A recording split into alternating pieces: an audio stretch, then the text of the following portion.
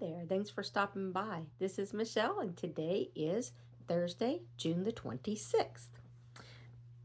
This is going to be a little bit different. Last month, I participated in a challenge from Camille of Camille's Creations.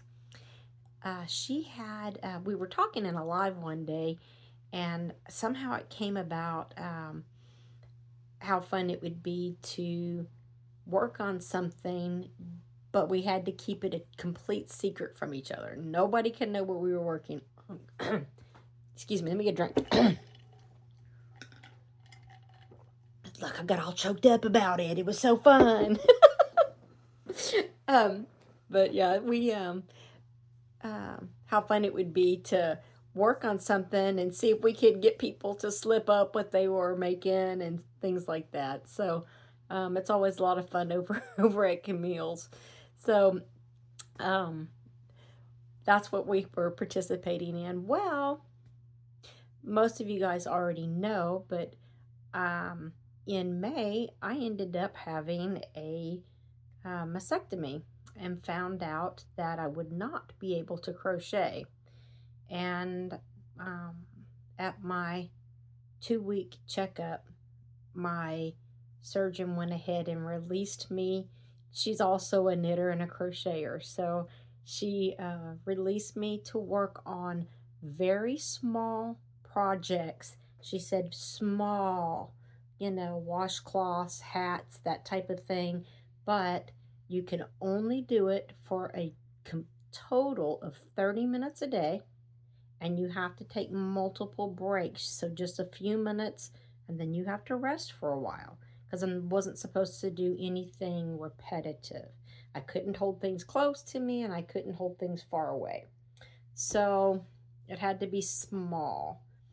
So I went home and I was racking my brain to try to figure out what could I do that would be something quick, considering I could only work on it for 30 minutes at a time maximum throughout the day. And, picking things up and putting it down, once it takes a little bit of time just to figure out where you left off and to start going again. So I was racking my brain and I was looking things up online to see, well, what kind of things are going on in the month of May? Is it Happy Ice Cream Day or whatever, And found out that May is Women's Health Awareness Month.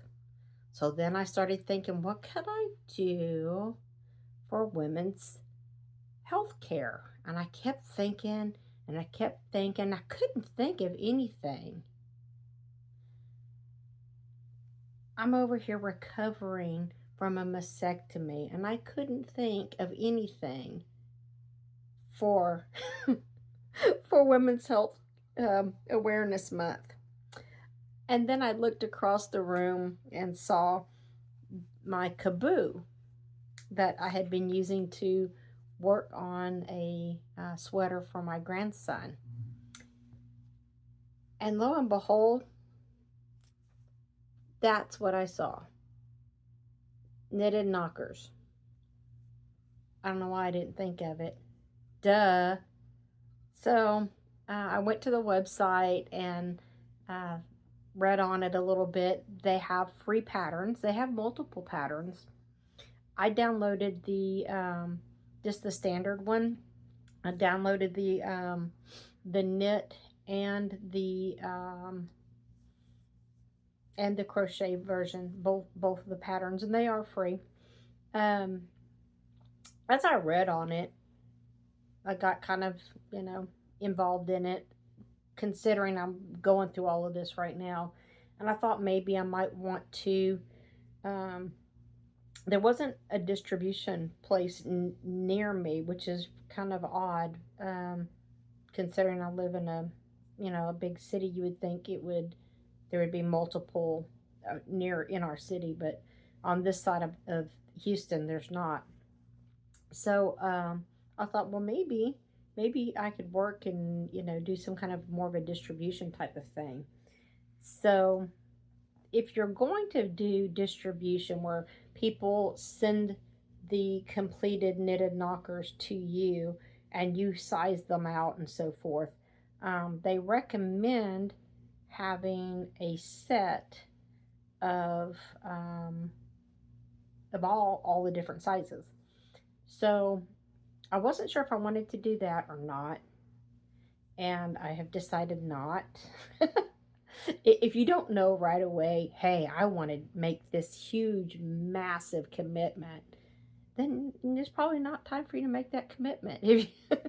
So that's how I decided to do it. But at the time, I wasn't sure what I wanted to do.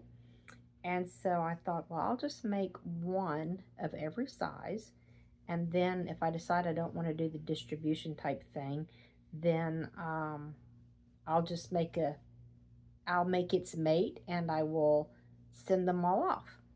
So if you've never made knitted knockers, you can make them and mail them in stuffed or unstuffed. They don't have to be filled. Um, so let me show you what I've got here. This is the knitted one. And they don't want you to close it. They want you to leave it open. And then that way the women can take the stuffing out to wash. So they can just keep reusing them. Also, there are very specific yarns that can be used. There's a list on their website, and you have to use those. And for us, it's really limited here in the United States. Kaboo is easy to find, and it's one of the ones on the list. So this one is the Triple D. That's what this one is. Let's see here. This is a crocheted version of the Triple D. It's a little lumpy. I opened a new bag of polyfill, and it's not real great polyfill. It's kind of hard to get it smoothed out, but I used it all in this big old thing. So this is the knitted, and this is the crocheted Triple D. And then we have the Double D. And these, after all the rest of these were done in just crochet. So this is the crocheted one, the Double D. And then, let's see here, what else I've got going on. This is the D. That's the D. And then the C and the B. And then I have the A. So, and this is, I went ahead and made, because I have decided not to do it, I made its mate already. And what I'll probably unstuff them and send them in that way. And probably send a whole bag of polyfill as well. And then they can deal with that themselves. But I'm not liking this polyfill, so I'm going to get a different polyfill for sure. But yeah, so that's what I have. Quite a few. I got knockers. Lots and lots. Knockers for days, and I have 2 more down here on the floor. So yeah.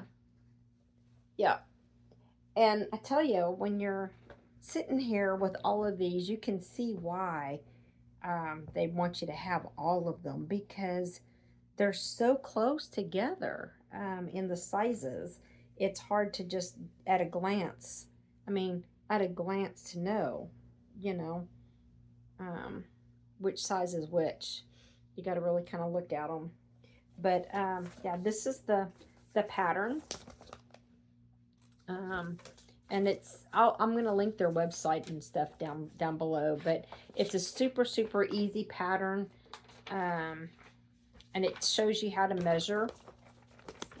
So, to make sure you get the exact size that you're supposed to get. It does have the gauge on there. And then if you're new to crochet or you're not understanding something, they do have some links in here to for tutorials and so forth to do the different patterns. Yeah. So, and they have all kinds of notes and fun things on here. To get gauge for me, I used my Clover & More 4.0. And let me get my cheaters on real quick. I used the Kobu. And this one is beige. It is a number 3. It recommends a 4mm needles and a 4mm hook, which is what I used. It's 3.5 ounces, 100 grams, 232 yards or 212 meters. This is 51% cotton and 49% rayon from bamboo. It is machine washable on the gentle cycle tumble dry. And no iron. You can dry clean it using the solvent P, or as Erin would say from Crafting Kitty, you may pee, but do not triangle your yarn. No bleach. Said this color was beige, and it is made in China. And then the other color I used is taupe. It's taupe. And I used white. I don't have any of the white out. I have it in a different room, but those are the yarns that I used. And yeah, that's what I did for my secret project in May. So Camille, thank you for hosting this. It was a lot of fun. Go over to Camille's channel, and she has a playlist of what everybody made, and go check out and see what everybody else made as well. They have some fabulous makes that people did, so I'm looking forward to participating in one this fall. She's going to have another secret project, and it's going to be with Tunisian. Go over to Camille's channel and check her out if you don't already go over there frequently. You should. Bye. You guys have a good day.